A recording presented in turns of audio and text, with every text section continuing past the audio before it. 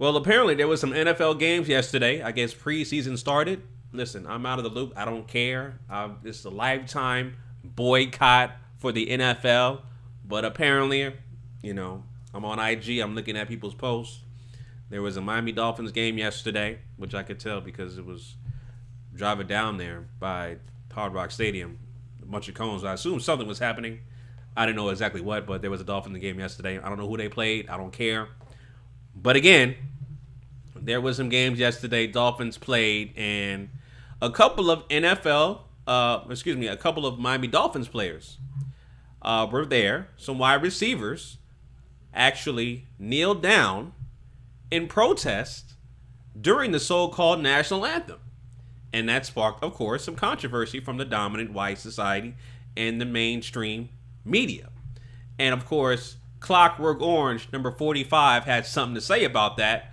But the Miami Dolphins players were Kenny Stills and Albert Wilson, who are both wide receivers of the Miami Dolphins. So I give those guys much props.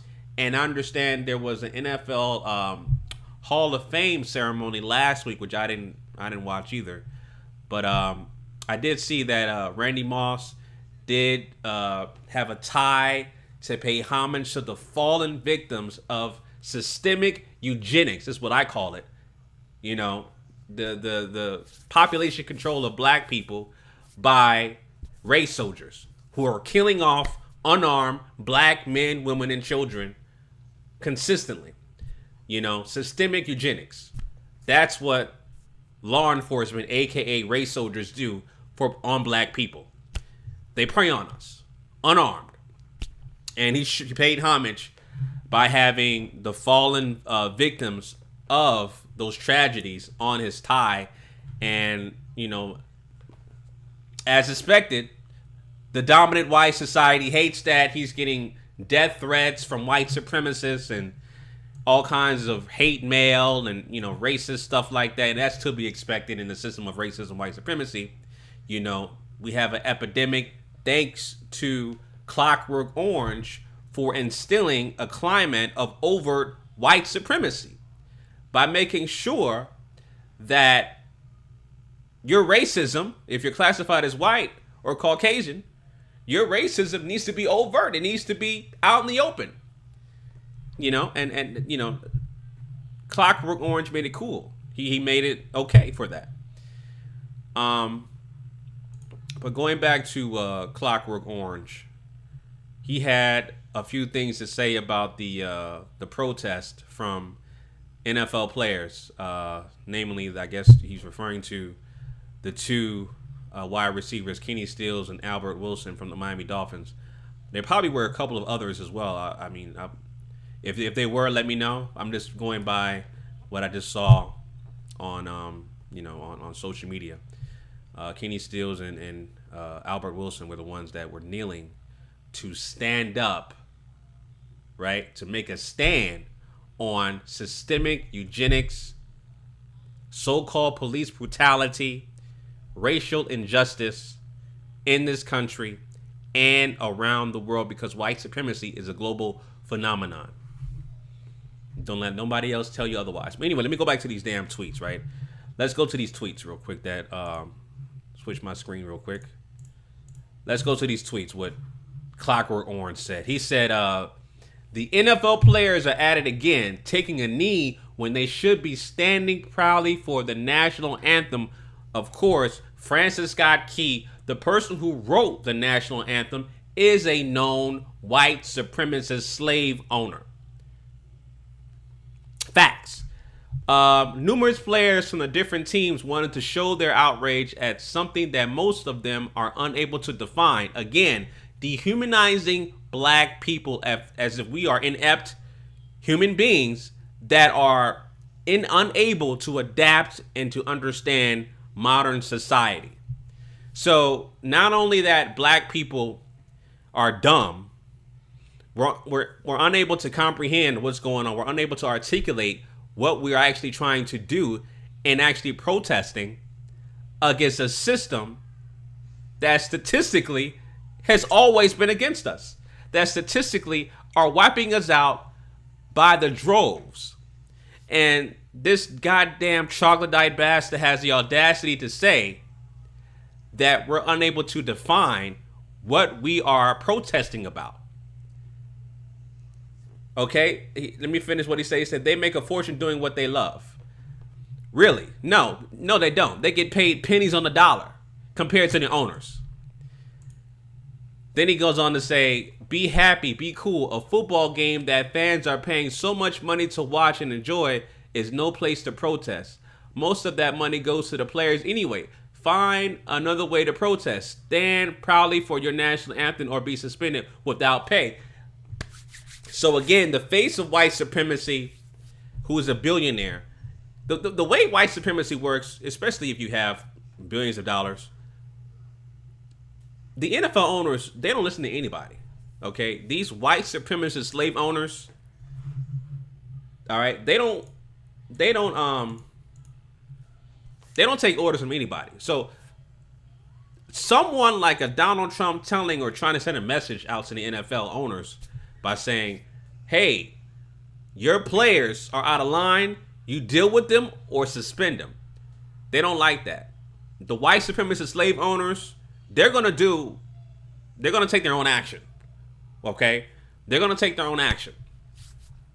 And they may actually listen to Clockwork Orange without giving him credit, but they're not going to actually, publicly say, hey, we agree with you, Donald Trump. We're going to do what you say. No, they're not going to do that because these are billionaires who don't listen to anybody. They became self-made on their own. So they're not going to, especially if you're classified as white or Caucasian, you're not going to take, advice from somebody else, right?